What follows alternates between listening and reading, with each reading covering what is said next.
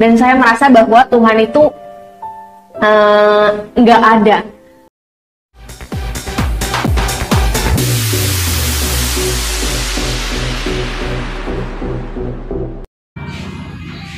Shalom, saudara-saudaraku yang diberkati oleh Tuhan kita Yesus Kristus. Puji Tuhan, jumpa lagi dengan saya Pendeta Edison Senain dari kota Manado.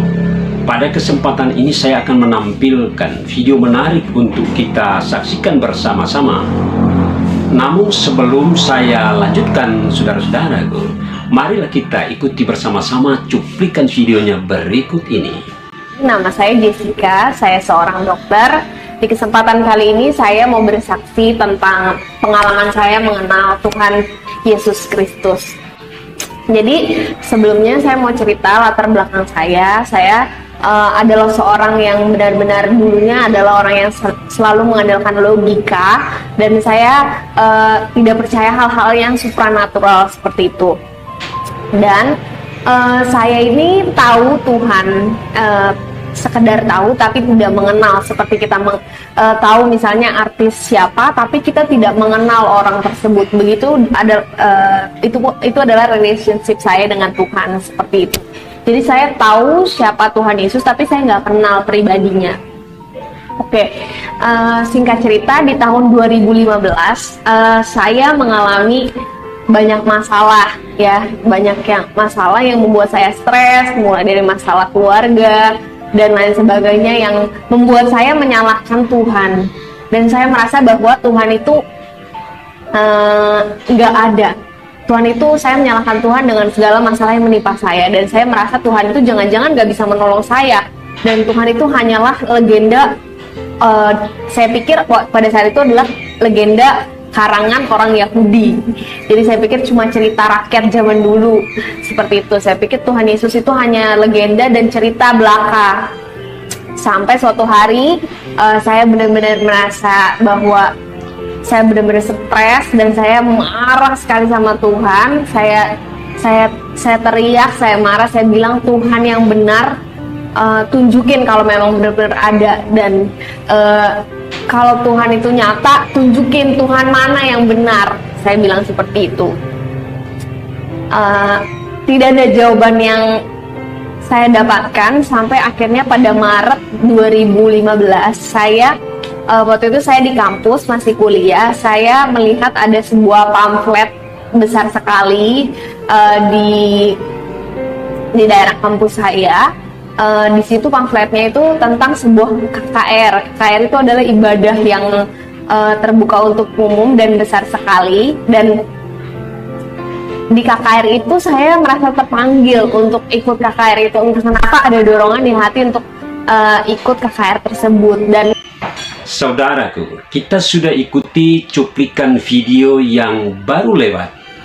Dalam kesaksian yang sudah kita ikuti bersama-sama, gadis cantik ini adalah seorang dokter, saudara-saudaraku. Dan pada awalnya dia hanya mengandalkan logika saja, ya, dalam menghadapi kehidupannya. Ketika dia menghadapi persoalan atau pergumulan hidup, justru dia meragukan Tuhan. Apakah Tuhan itu ada? Apakah Tuhan itu benar ada? Ya, ingat baik. Ketika kita menjalani hari-hari hidup kita, ya, perlu kita sadari bahwa kehidupan di dunia ini adalah anugerah dari Tuhan. Anugerah dari Tuhan. Secara kasat mata kita tidak dapat melihat Tuhan. Tetapi ingat baik, Ibrani 11 ayat 1, iman adalah dasar dari segala sesuatu yang kita harapkan dan bukti dari segala sesuatu yang tidak pernah kita lihat. Tuhan itu ada. Tuhan itu berkuasa dalam segala perkara. Kita tidak dapat melihat wujud nyata dari Tuhan secara fisik, tetapi Tuhan itu ada, saudara-saudaraku. Ya, dalam iman Kristen, kita punya Tuhan yang nyata, bukan Tuhan yang abstrak atau bukan Tuhan yang tidak pernah nampak. Dalam iman Kristen kita punya Tuhan yang nyata di dalam wujud pribadi yang namanya Yesus Kristus. Oleh sebab itu, saudara-saudaraku, dalam persoalan dan pergumulan kita selama kita hidup di tengah-tengah dunia ini, ingat baik, Tuhan itu selalu ada di dalam perjalanan hidup kita. Haleluya. Semuanya tergantung apakah saudara-saudaraku punya iman atau tidak. Apakah kita semua punya iman atau tidak? Ibrani 11 ayat yang pertama. Iman adalah dasar dari segala sesuatu yang kita harapkan dan bukti dari segala sesuatu yang tidak pernah kita lihat. Haleluya. Kesaksian dokter ini, saudara-saudaraku, dia meragukan Tuhan, ya, meragukan Tuhan. Apakah Tuhan itu ada? Apakah Tuhan itu bisa menolong saya, ya?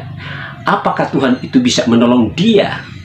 Apakah Tuhan itu bisa menyelesaikan persoalannya atau perkaranya, saudara-saudaraku? Ingat baik bahwa Tuhan itu tidak dapat kita lihat dengan kasat mata, tetapi persoalan dan pergumulanmu itu jangan menganggap bahwa Tuhan tidak tahu. Namun satu hal saya mau sampaikan melalui pemberitaan ini, saudara-saudaraku. Mazmur 62 ayat yang ke-9. Percayalah kepadanya setiap waktu, hai umat. Curahkanlah isi hatimu kepadanya. Allah adalah tempat perlindungan kita. Jadi, setinggi apapun ilmu kita, saudara-saudaraku, ingat baik, jangan meremehkan Tuhan. Jangan meremehkan Tuhan. Sebab apa? Tanpa Tuhan, kita tidak dapat berbuat apa-apa. Tapi pada akhirnya, saudara-saudaraku, Tuhan memberikan penyadaran kepadanya. Tuhan menganugerahkan roh Tuhan kepadanya. Melalui apa? Panggilan ibadah.